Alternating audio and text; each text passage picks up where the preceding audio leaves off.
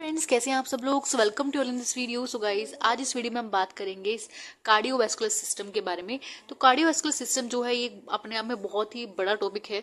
तो इसको हम पूरी इसकी एक प्लेलिस्ट तैयार करेंगे जिसमें हम शुरू से लेके एंड तक कार्डियोवैस्कुलर सिस्टम के बारे में डिटेल से डिस्कस करेंगे। तो सबसे पहले देखो, यहाँ पे मेरा मेन मोटिव क्या है कि हमें पढ़ना है drug acting on cardiovascular system.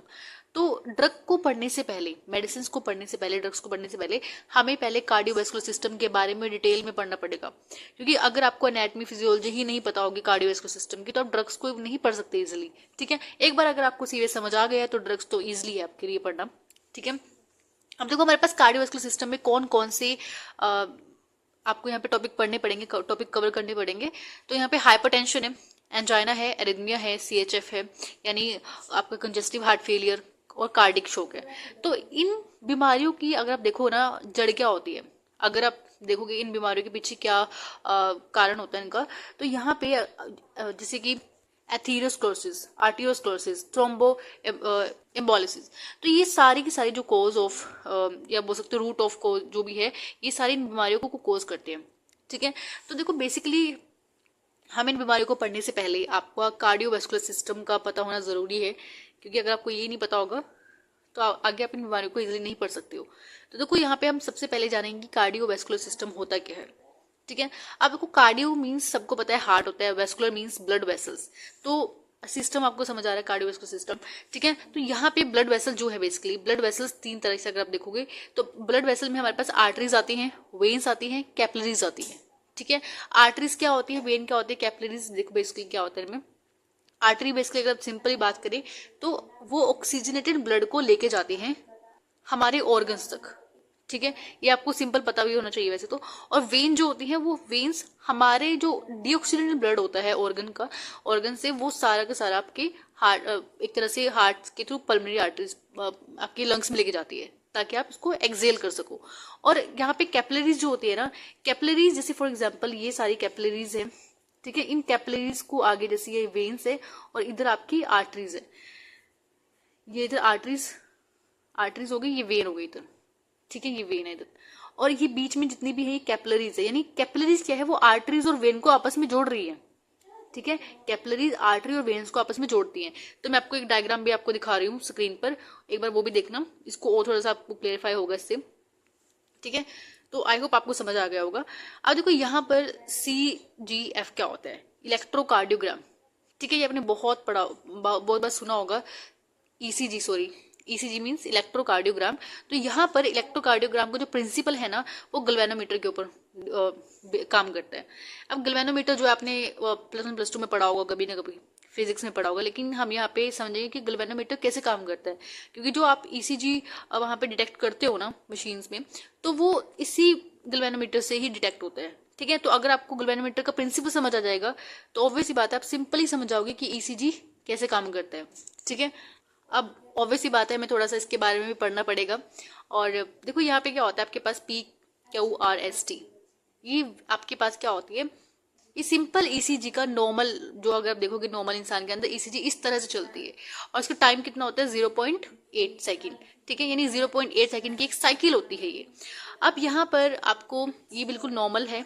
ठीक है, अब ये कैसे बनता है, इसके पीछे P वेव्स किस वजह से आ रही है, Q वेव्स का क्या रीजन है, R वेव्स किस वजह से आ रही है, तो ये सारी वेव्स का हम रीजन जानेंगे, देन आपको इजिली यहाँ पे आप आइडेंटिफाई कर पाओगे कि ये एग्जैक्टली बनते कैसे है।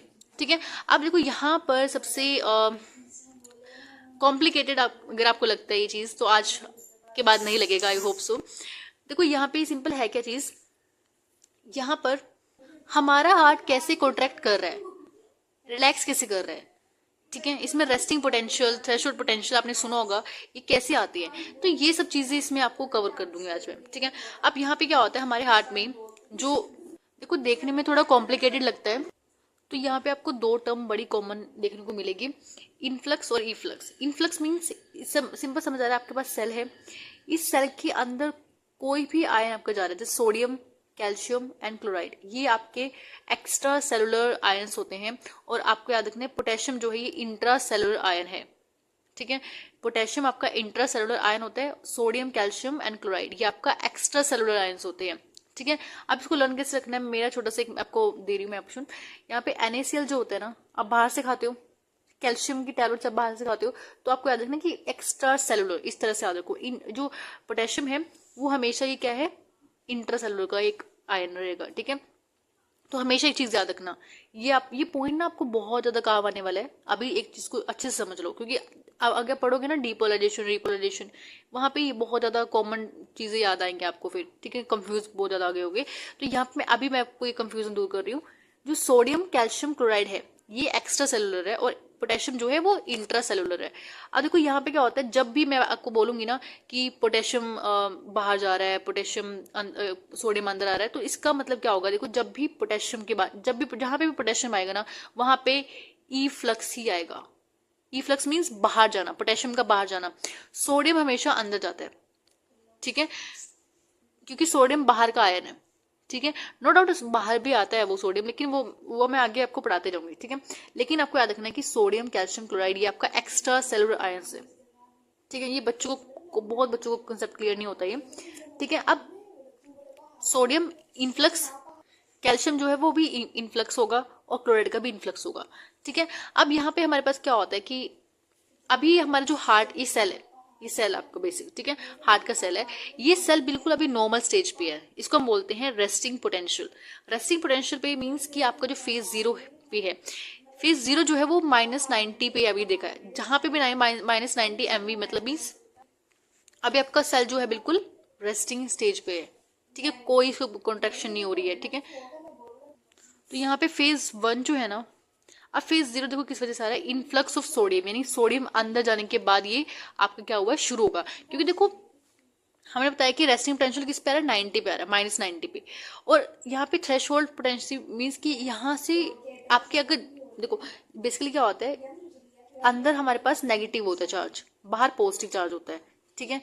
ये और इसमें हमेशा देखना, अंदर अगर नेगेटिव चार्ज है, बाहर पॉजिटिव चार्ज है, मींस अब ये यहाँ पे बिल्कुल ही ये पोलराइज सेल है, इसको हम बोलेंगे पोलराइज सेल। आपने सुना होगा ना पोलराइज, डीपोलराइजेशन, रिपोलराइजेशन। तो जब भी आप याद रखना, पोलर पोलर क्या होता है, पोलर एक तरफ नेगेटिव एंड पॉजिटिव पोल होता है ना, पोल आपने पढ़ा होगा। तो पोलर से याद रखो पोलराइजेशन, एक तरफ नेगेटिव आपके पास चार्ज है, बाहर पॉजिटिव है, ठीक है। अब देखो यहाँ पे क्या होगा कि अंदर नेगेटिव है ना, अगर बाहर का चार्ज, बाहर का पॉजिटिव चार्ज अंदर जाएगा ना, तो ये सेल डीपोलराइजेशन होना शुरू हो जाएगा। यानी जो पहले पोलर सेल था ना, उसका डी मीन्स जो पोलराइजेशन है वो हट रही है। डी कहाँ पे आता है, यानी पोलराइजेशन टूट रही है यहाँ पे, इसलिए हम वर्ड यूज कर रहे हैं डीपोलराइजेशन, क्योंकि सोडियम अंदर जा रहा है। सोडियम के पास कौन सा चार्ज होता है, पॉजिटिव। तो अगर अंदर पॉजिटिव, अगर अंदर नेगेटिव था, तो बाहर से पॉजिटिव चार्ज आया तो अंदर भी पॉजिटिव हो गया, बाहर भी पॉजिटिव हो गया। तो यहाँ पे कैसे सेल बन गया, डीपोलराइजेशन सेल होना शुरू हो गया, ठीक है। अब देखो ऐसा तो नहीं है ना एकदम से ही सारा पॉजिटिव चार्ज अंदर आएगा, धीरे धीरे आएगा। तो एक टाइम पे क्या होगा, पहले 90 था, -90 था, फिर -70 हुआ, -70 कम हुआ ना अंदर चार्ज नेगेटिव, ठीक है। इसका मतलब ये हुआ, अब -70 MV पर आने के बाद थ्रेश होल्ड पोटेंसी आ जाती है। थ्रेश होल्ड पोटेंसी मीन्स यहाँ से शुरू होगा आपका सेल, जब यहाँ तक आपका सेल पहुंचेगा ना, इसके बाद से कॉन्ट्रैक्शन होना शुरू होगी। यहाँ तक पहुंचना जरूरी है, ठीक है, उसके बाद से शुरू होते हैं। उसके बाद देखो यहाँ पे क्या होगा कि अब ऊपर बढ़ता जाएगा, क्योंकि अंदर क्या हो रहा है, चार्ज पॉजिटिव आ रहा है, यहाँ पे चार्ज अंदर पॉजिटिव चार्ज आ रहा है बार बार सेल के अंदर। अब जितना पॉजिटिव चार्ज आएगा वो देखो, ये सोडियम, अब पॉजिटिव चार्ज क्यों आ रहा है अंदर, क्योंकि सोडियम की वजह से, क्योंकि सोडियम कैरी करता है पॉजिटिव चार्ज, ठीक है। उसके बाद देखो नेक्स्ट हमारे पास फेज आता है फेज 1। फेज 1 में क्या होता है, यहाँ पे आपके पास सेल है। अब ये ऐसा तो नहीं है कि एकदम से सेल कॉन्ट्रैक्ट करता गया। अब उसको क्या करना है, सेल को इतना भी कॉन्ट्रैक्ट नहीं करवाना, जैसे हार्ट है, इतना भी उसको कॉन्ट्रैक्ट नहीं करवाना कि वो फट ही जाए। जैसे बैलून होता है ना, बैलून अगर हम बैलून को ज्यादा ही जोर से दबा देते हैं तो फट जाएगा। तो हमें हार्ट को ज्यादा जोर से दबाना नहीं है, उसको कॉन्ट्रैक्ट नहीं करना ज्यादा जोर से। अगर हम उसको करेंगे तो ऑब्वियस बात है हार्ट में भी कुछ ना कुछ इंजरीज वगैरह होंगी, जैसे बैलून फट जाता है वैसे कुछ भी हो सकता है। तो हम नेचुरली ये क्या होता है हमारी बॉडी में, हमारे हार्ट में, यहाँ पर इफ्लक्स हो जाता है एकदम से पोटेशियम का। यानी आपके पास सेल क्या, पोटेशियम अंदर का सेल, अंदर का आयन था, अभी पोटेशियम जो है बाहर जाने लगता है, इफ्लक्स, ठीक है, ताकि हमारा हार्ट एकदम से कॉन्ट्रैक्ट ना हो। अगर एकदम से हार्ट कॉन्ट्रैक्ट होगा तो हार्ट में जैसे बैलून होता है ना, वो ब्लास्ट कर जाएगा। तो हमारी बॉडी में क्या होता है कि पोटेशियम एकदम से बाहर जाता है, ताकि हार्ट में जो कॉन्ट्रेक्शन वो मेंटेन हो सके। तो यहाँ पे फेज 1 में आता है इफ्लक्स ऑफ पोटेशियम। उसके बाद क्या होगा, फेज 2 आता है। फेज 2 में बेसिकली क्या होगा, यहाँ पे बैलेंस करता है, इसको हम बोलते हैं प्लेटो फेज। ठीक है, यहाँ पे बैलेंस होती है क्योंकि हमें क्या करना है, एकदम से बैलेंस करना है, हमें एकदम से नीचे भी नहीं जाने देनी वेव्स। ठीक है, एकदम से नीचे भी नहीं गिरने देना और थोड़ा नॉर्मल रखना है, ऊपर भी नहीं जाने देना। तो इसलिए क्या होता है, यहाँ पे सोडियम अंदर भी आता है और पोटेशियम भी बाहर जाता है। तो इससे क्या होगा, हमारी जो वेव है ये जो भी जो इम्पल्स है वो एकदम से बैलेंस में आ जाएगी। ठीक है, अब ऐसा भी नहीं होगा कि एकदम से ऊपर चली जाएगी हमारी वेव, नीचे भी नहीं आएगी, तो बैलेंस हो जाएगी। ठीक है, तो ये फेज 2 में आता है। तो यहाँ पे दोनों चीजें हो रही है, इनफ्लक्स ऑफ सोडियम भी हो रहा है और इफ्लक्स ऑफ पोटेशियम भी हो रहा है। उसके बाद देखो यहाँ पे आपके पास वेव आती है, फेज आता है थर्ड फेज में क्या होता है, अब ये वेव नीचे आ रही है, यानी नेगेटिव तरफ, देखो नेगेटिव तरफ आ रही है ना, ये सारी नीचे एकदम सही है। तो नेगेटिव आने के लिए हमें क्या करना होता है, जो पोटेशियम है ना, अब पोटेशियम कैरी करता है पॉजिटिव चार्ज। अब पोटेशियम जितना बाहर जाएगा ना उतना अंदर नेगेटिव होता जाएगा। तो यहाँ पे एकदम से हमें क्या करना है, पोटेशियम को बाहर निकालना है, पोटेशियम का इफ्लक्स कराना है, इसको हम बोलते हैं फेज 3। ठीक है, उसके बाद हमारे पास शुरू होता है फेज 4। फेज में क्या होता है, बीटा सिंपथेटिक एक्टिविटी शुरू हो जाती है। ठीक है, आपको ये फेज याद रखना है। फेज 0 में क्या होता है, फेज 1 में 2 में आपको इसके एक बार 2-3 बार डायग्राम बनाना पड़ेगा। ठीक है, अब यहाँ पे इसको समझने के लिए आपको जो मैंने बताया ना, सोडियम पोटेशियम कौन सा चार्ज, एक्स्ट्रासेलुलर क्या है, इंटरसेलुलर क्या है, ये पता होना जरूरी है, तभी आप इस डायग्राम को समझ पाओगे। ठीक है, अब फेज 1 में मैंने आपको बता दिया कि सोडियम होता है जरूरी, सोडियम का इन्फ्लक्स होता है, ऑब्वियस बात है। उसके बाद फेज 1 में क्या होगा, इफ्लक्स होगा पोटेशियम का। फेज 2 में आपका बैलेंस करने के लिए, ये लाइन इसको बैलेंस करने के लिए इन्फ्लक्स भी होगा सोडियम का और इफ्लक्स भी होगा पोटेशियम का। ठीक है, ऐसे ही आपका फेज 3 में और फेज 4 में ये चीज होती है। अब देखो इसको थोड़ा सा हम रिलेट करेंगे, अभी हम जब ईसीजी पढ़ेंगे ना उससे हम इसको रिलेट करेंगे थोड़ा सा। ठीक है, अब ईसीजी बहुत ही कॉमन टॉपिक है, आपको आना ही चाहिए, चाहे कोई भी मेडिकल स्टूडेंट हो, आपको पता होना चाहिए ईसीजी के बारे में, ईसीजी पढ़ना भी आना चाहिए आपको। ठीक है, अब मैं आपसे एक सिंपल सा क्वेश्चन पूछती हूँ, आप मुझे बताओ कि एक वेव आई है, वो एकदम से थोड़े ऊपर उठी है। ठीक है, फिर वो थोड़ा बैलेंस हो गई, फिर वो नीचे चली गई। अभी नीचे क्यों गई है, इसका कभी रीजन जानने की कोशिश की आपने? वो थोड़ा फिर ऊपर चली गई, फिर नीचे आ गई, ये नीचे ऊपर ऊपर ऐसे हो कैसे रहा है ये? अब इसके पीछे जो भी रीजन है ना मैं आपको बताने वाली हूँ डिटेल में। ठीक है, मजा भी बहुत आएगा और थोड़ा सा आपको ध्यान से पढ़ना पड़ेगा क्योंकि थोड़ा सा कंफ्यूजिंग टॉपिक भी है, और बट आपको समझ अच्छे से आएगा, मैं आपको गारंटी के साथ बोल सकती हूँ ये चीज। ठीक है, देखो हमारे पास क्या होती है, 3 प्रोसेस होती हैं। अगर आपको ईसीजी में आपको 3 ही देखने को मिलती है बेसिकली। सबसे पहला आता है आर्टियल डीपोलराइजेशन, दूसरा आता है वेंट्रिकुलर डीपोलराइजेशन और वेंट्रिकुलर रीपोलराइजेशन। यहाँ पे आर्टियल रीपोलराइजेशन नहीं होता है, इसका भी मैं रीजन बताने वाली हूँ कि आर्टियल रीपोलराइजेशन होता क्यों नहीं है।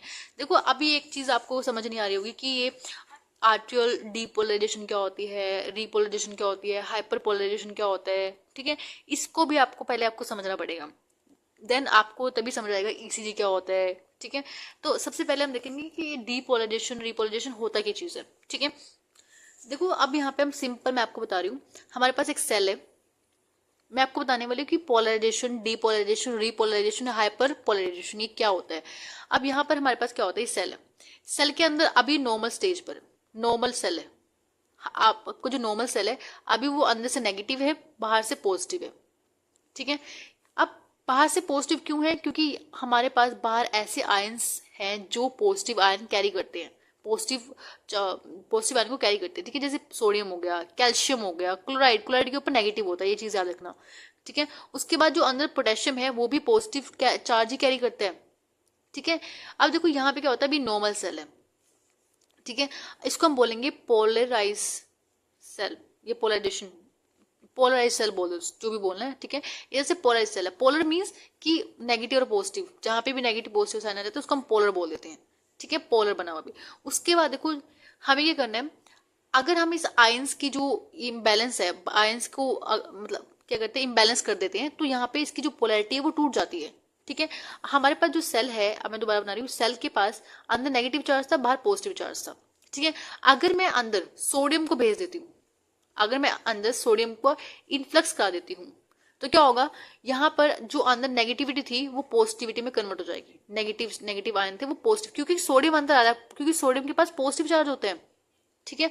अब यहाँ पे जो पोलराइज सेल था वो क्या हो गया, डीपोलराइज सेल हो गया, यानी सेल की पोलैरिटी टूट चुकी है, तो उसको हम बोल रहे हैं डीपोलराइज सेल। समझ आया। उसके बाद देखो यहाँ पे सिंपल क्या है, हमारे पास क्या होगा, अब पहले तो सोडियम सोडियम अंदर आ रहा था, लेकिन कैल्शियम ने किया कि कैल्शियम भी अंदर आना शुरू हो गया।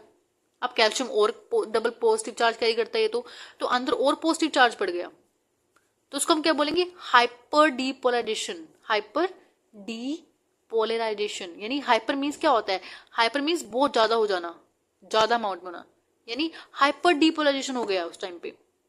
अब यहाँ पे क्या हुआ, उसके बाद इन्होंने देखा कि भाई अब सेल तो बहुत ज्यादा हाइपर डीपोलराइजेशन हो गया, हमारी इतनी स्टेट नहीं होती है सेल्स की, ये नॉर्मल कंडीशन में नहीं होता है। ठीक है।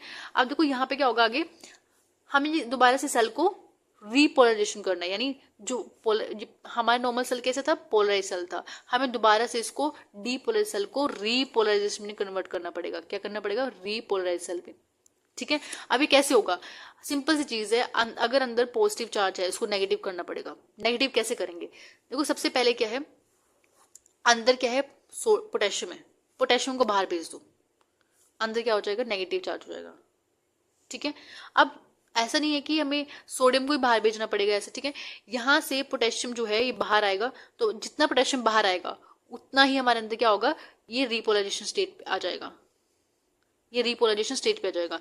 लेकिन कई कंडीशन में क्या होता है, ये थोड़ा सा आप तब पढ़ोगे इस चीज को जब आप डिप्रेशन या एंजाइटी जब पढ़ोगे ना, तब आपको समझ आएगा कि हाइपर रीपोलराइजेशन क्या होता है। हाइपर रीपोलराइजेशन में बेसिकली क्या होता है, बाहर में बताया था ना कि क्लोराइड होता है, इस क्लोराइड को अंदर भेज देते हैं।